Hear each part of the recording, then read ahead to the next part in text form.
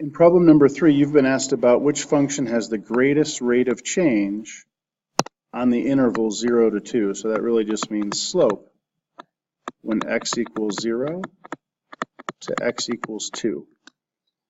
So some of these are already built for us. If we look at h of t, for instance, we've got the point 0, 10, and that 10 represents 10,000, and 2, 25, or $25,000. G of t is also already built for us, 0, 10,000, and 2, 44,000. And the first one, we're not sure. We're going to have to do some calculations. At 0, we have to figure out how much money that is.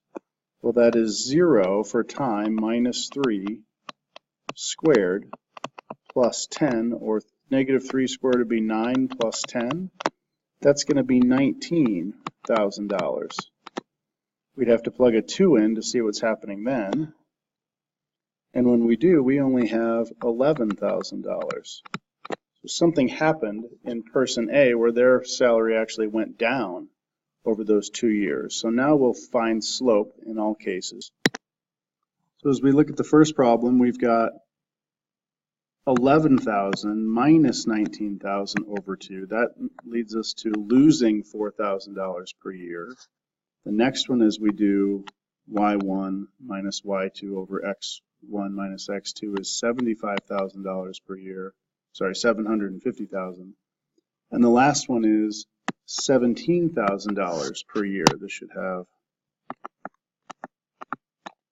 that next to it. And we could have seen that just by looking at this table, that this is constantly going to be 17, and those are in thousands. So we didn't have to do rise over run for that last one.